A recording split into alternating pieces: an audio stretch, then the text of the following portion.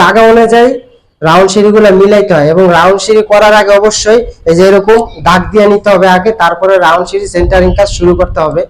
তো রাউন্ড সিঁড়ি করার ক্ষেত্রে অবশ্যই ভালো একটা অভিজ্ঞ মিস্ত্রি দিয়ে করাতে হবে, আমরা যত ইঞ্জিনিয়ার দিয়ে ডিজাইন করাই থাকি না কেন, কারণ রাউন্ড সিঁড়ি মিলানোটা অনেক কঠিন ব্যাপার হয়ে যায় যারা প্রথম প্রথম করে, আর যারা রেগুলার কন্টিনিউ করে থাকে তাদের জন্য একবারে পানির মতন সহজ। তো আমাদের এখানে প্রথমে রাউন্ড সিঁড়িগুলো আমরা দাগায় নিছি, তারপরে আমরা করছি এবং কি অল্প জায়গার ভিতরে আমাদের এই সিঁড়িটা করা হয়েছে। ইঞ্জিনিয়াররা ডিজাইন করে দেয় ঠিকই, কিন্তু সবাই দিয়ে আসলে রাউন্ড সিঁড়ি আপনারা করাতে পারবেন না, কারণ রাউন্ড সিঁড়ি করাইতে হলে ভালো একটা অভিজ্ঞ মিস্ত্রির প্রয়োজন আছে। তো দেখা গেছে আমরা যখন এই রাউন্ড সিঁড়িগুলো করি, ঠিক আছে, আমাদের ইঞ্জিনিয়ার প্ল্যান করে দেয় ঠিকই, কিন্তু অনেক জায়গায় রাউন্ড সিঁড়ি অনেক সব মিস্ত্রি কিন্তু আপনি রাউন্ড সিঁড়ি মিলাইতে পারবেন না সবাই দিয়া। তো রাউন্ড সিঁড়ি করার ক্ষেত্রে কি হবে, আগে আমাদের সুন্দর করে চক দিয়ে দাগাইয়া তারপরে রাউন্ড সিঁড়ি করতে হবে। তো রাউন্ড সিঁড়ি হয়েছে কি, আমাদের প্রথমে যে ধাপগুলো আছে এখান থেকে 6টা ধাপ একুরেট সোজা স্টেজ গেছে, তারপরে হয়েছে কি আমাদের চক্করটা ঘুরছে। তো আমাদের এক পাশে আছে গিয়ে আপনার 5 ইঞ্চি, আরেক পাশে হয়েছে গিয়ে 17 ইঞ্চি 18 ইঞ্চি, ঠিক আছে। আরেক পাশে মনে করেন এই পাশে আছে ধরেন 5 ইঞ্চি, ওই পাশে আছে গিয়ে 17 ইঞ্চি 18 ইঞ্চি।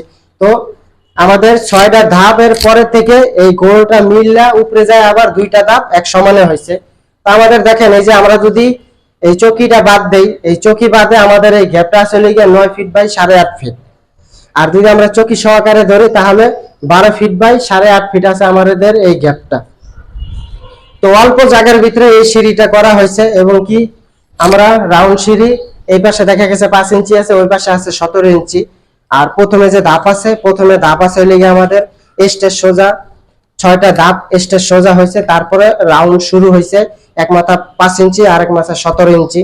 তো এরকম জায়গা অনুযায়ী রাউন্ড সিঁড়িগুলো মিলাইতে হয় এবং রাউন্ড সিঁড়ি করার আগে অবশ্যই এই যে এরকম দাগ দিয়ে নিতে হবে আগে, তারপরে রাউন্ড সিঁড়ি সেন্টারিং কাজ শুরু করতে হবে। তো রাউন্ড সিঁড়ি করার ক্ষেত্রে অবশ্যই ভালো একটা অভিজ্ঞ মিস্ত্রি দিয়ে করাতে হবে, আমরা যত ইঞ্জিনিয়ার দিয়ে ডিজাইন করাই থাকি না কেন, কারণ রাউন্ড সিঁড়ি মিলানোটা অনেক কঠিন ব্যাপার হয়ে যায় যারা প্রথম প্রথম করে, আর যারা রেগুলার কন্টিনিউ করে থাকে তাদের জন্য একবারে পানির মতন সহজ।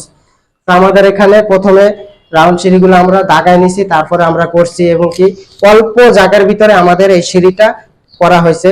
আমরা যদি চকি বাদ দিয়ে ধরি এই সিঁড়িটা, তাহলে আমাদের 9 ফিট বাই 8.5 ফিট জায়গার ভিতরে করা হয়েছে।